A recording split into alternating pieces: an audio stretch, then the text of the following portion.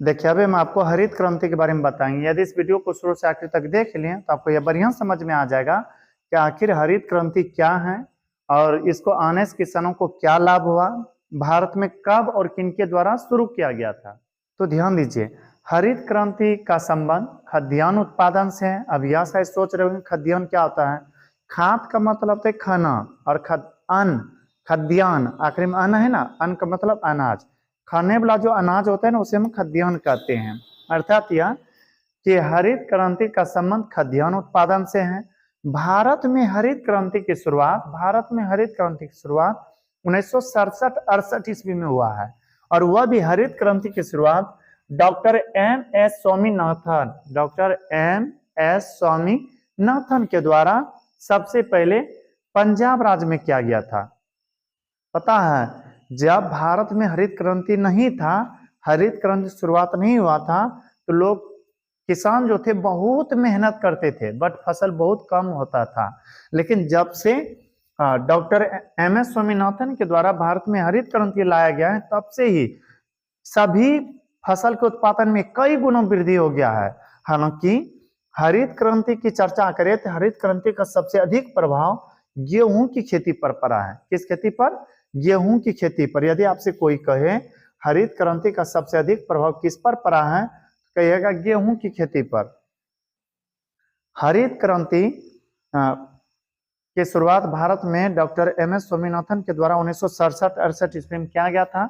हरित क्रांति के माध्यम से किसान भाइयों को जोतने के लिए ट्रैक्टर और फसल को काटने के लिए हार्वेस्टर मशीन और कीड़े मकोड़े को मारने के लिए डीडीटी दवाई, सिंचाई करने के लिए बोरिंग और बोने के लिए हाइब्रिड बीज तथा खेतों की शक्ति बढ़ाने के लिए रासायनिक खाद इत्यादि की सुविधा दिया जाता है। फिर से सुनिए, हरित क्रांति का संबंध खाद्यान्न उत्पादन से है। भारत में हरित क्रांति की शुरुआत 1967-68 ईस्वी में डॉक्टर एम एस स्वामीनाथन के द्वारा किया गया है। यही कारण है डॉक्टर एम एस स्वामीनाथन को भारत में हरित क्रांति का जनक या पिता कहा जाता है।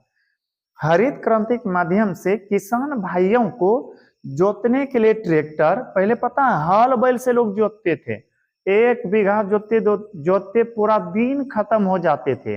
लेकिन अब ट्रैक्टर के माध्यम से कई बीघा एक दिन में आसानी से जोत सकते हैं, वो भी बढ़िया से। और पहले सिंचाई जो करते थे ना लोग, बोरिंग से नहीं, ऐसे डंडा कोर या फिर किसी तरह से थोड़ा थोड़ा पानी उपज करके, उस तरह से बहुत मेहनत लगते थे बट ठीक से सिंचाई नहीं हो पाते थे। तो हरित क्रांति के द्वारा सिंचाई करने के लिए बोरिंग भी दिया गया। कीटनाशक दवाई, पहले पता है कीड़ा मकोड़ा जब होते थे ना, लोग ऐसे थाली उली बजा करके भगाने का प्रयास करते थे बट पूरा तरह से भागते नहीं थे। अब किसानों को सुविधा देने के लिए कीटनाशक दवाई दे दिया है और इस दवाई का जैसे छिड़काव करते हैं सभी कीड़े मकोड़े मर जाते हैं और फसल एकदम सुरक्षित रहते हैं। हम यह भी कह सकते हैं किसान भाइयों को कीड़े मकोड़े को मारने के लिए कीटनाशक दवाई या डीडीटी दवाई दिया गया है। पता है पहले जैसे चावल धान बोना है, गेहूं बोना है तो कोठी से निकालते थे, घर से निकालते थे, बस उसको बो देते थे।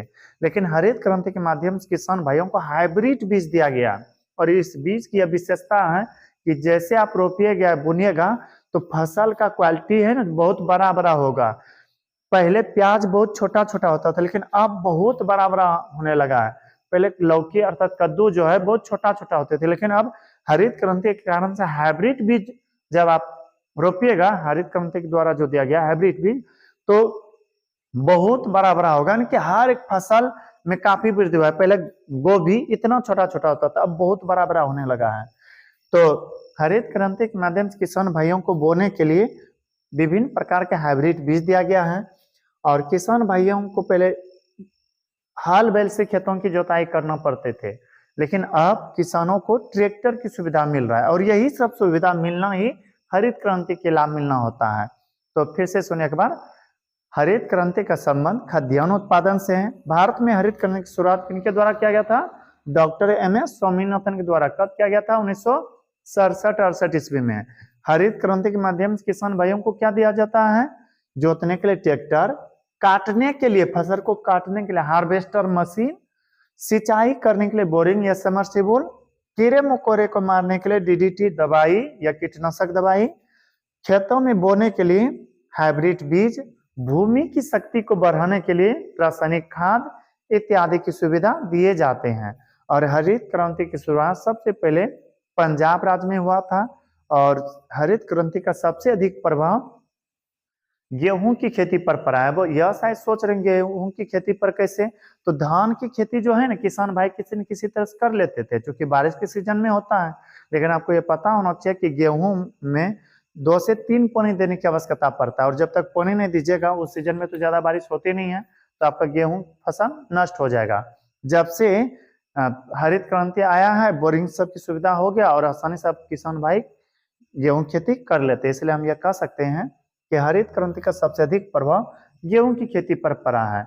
और इसके नकारात्मक और सकारात्मक पहलू कोई पूछे ना कहिएगा सकारात्मक पहलू में, सकारात्मक मतलब अच्छाई बात में, भारत में जब से हरित क्रांति आया है तब से कृषि के उत्पादन में कई गुना वृद्धि हुआ है। उसके बाद हरित क्रांति के कारण से किसानों को काफी सुविधा मिला है। हरित क्रांति के कारण से फसल के उत्पादन में कई गुना वृद्धि हो गया है। हरित क्रांति के कारण से कम खर्च में भी अच्छा सा अनाज उपज जाता है। इसका नकारात्मक यानी कि निगेटिव प्रभाव, हरित क्रांति के कारण से डीडीटी दवाई अर्थात कीटनाशक दवाई जो दिया जाता है ना, इसका कुछ लोग उपयोग अपने शरीर के ऊपर कर लेते हैं। झगड़ा उगड़ा होगा बस दवाई निकालेगा पी लेगा, ये नकारात्मक कारक है। कई बार ऐसा देखा गया कि हरित क्रांति के माध्यम से जो ट्रैक्टर दिया जाता है, हार्वेस्टर मशीन दिया जाता है, इसके कारण से कई सारे लोगों की मृत्यु हो जाते है। कोई जोतते क्रम में वहां गिर गया तो कोई हार्वेस्टर मशीन में ही अटक गए, फंस गए, तो यह भी एक नकारात्मक कारक है। हरित क्रांति का लाभ छोटे छोटे किसान भाइयों को नहीं मिल पाते हैं। जिसके पास 2, 4, 10 कट्ठा है ना उसको हरित क्रांति का लाभ नहीं मिल पाते हैं। क्यों? क्योंकि खुद से सोचे आपके पास 2 कट्ठा है, 5 कट्ठा है, क्या सोचेगा ट्रैक्टर वाला को बुला लेंगे, बोले वो की जगह तो नहीं आएगा। तो हरित क्रांति का लाभ छोटे छोटे किसानों को भाइयों को नहीं मिल पाते। बस इस वीडियो में इतना ही। यदि ये वीडियो आपको अच्छा लगा हो तो हमारे वीडियो को लाइक करें और अभी तक यदि हमारे चैनल को सब्सक्राइब या फिर मेरे फेसबुक पेज को फॉलो नहीं किया कर ले ताकि जो भी इस तरह से वीडियो अपलोड करें वो आप तक आसानी से पहुंच सके। मिलते हैं किसी अगला वीडियो में, तब तक के लिए धन्यवाद।